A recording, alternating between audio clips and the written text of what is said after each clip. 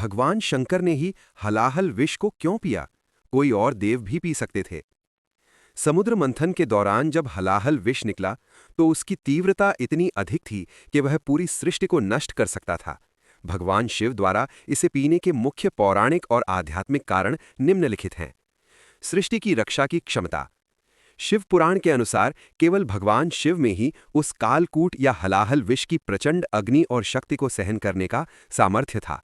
अन्य देवता और असुर इसकी गंध और ताप से ही मूर्छित होने लगे थे। विष्णु और ब्रह्मा की अन्य भूमिकाएं। समुद्र मंथन के समय भगवान विष्णु ने कूर्म अवतार धारण कर मंदराचल पर्वत को अपनी पीठ कर संभाला हुआ था, जबकि ब्रह्मा जी संतुलन बनाए रखने में व्यस्त थे।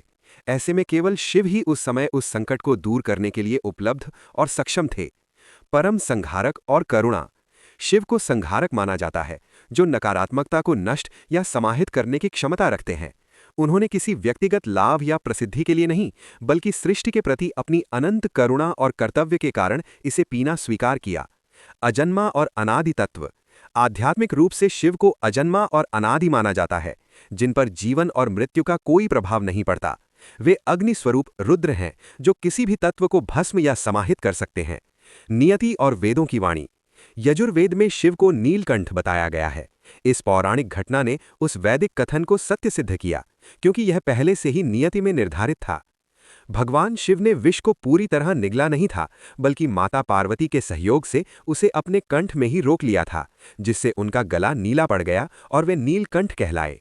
भगवान शिव का जलाभिषेक केवल एक धार्मिक परंपरा नहीं, बल्कि इसके पीछे गहरा पौराणिक और आध्यात्मिक महत्व है।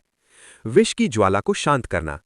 समुद्र मंथन के दौरान जब शिवजी ने हलाहल विष पिया तो उनके शरीर का तापमान अत्यधिक बढ़ गया और कंठ में तीव्र जलन होने लगी। इस ताप को कम करने और उन्हें शीतलता प्रदान करने के लिए सभी देवताओं ने उन पर गंगा जल अर्पित किया था। निरंतर शीतलता यानी गलंतिका। मंदिरों में शिवलिंग के ऊपर पानी का एक कलश लटका होता है, जिससे बूंद बूंद जल गिरता रहता है, जिसे गलंतिका कहते हैं। इसका उद्देश्य शिवजी के शरीर के तापमान को सामान्य बनाए रखना है। संकट हरने का प्रतीक। मान्यता है कि जलाभिषेक से प्रसन्न होकर महादेव भक्त के जीवन के विष यानी कष्ट और पाप को स्वयं ग्रहण कर लेते हैं और उसे सुख शांति का आशीर्वाद देते हैं। सावन का विशेष महत्व।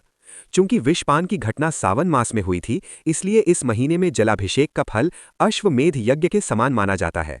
आध्यात्मिक शुद्धि। ये अनुष्ठान भक्त के मन और आत्मा की शुद्धि तथा अहंकार के त्याग का प्रतीक है। शिवलिंग पर जल चढ़ाते समय ओम नमः शिवाय का जाप करना अत्यंत फलदायी माना जाता है। हर हर महादेव। ओम नमो शिवाय।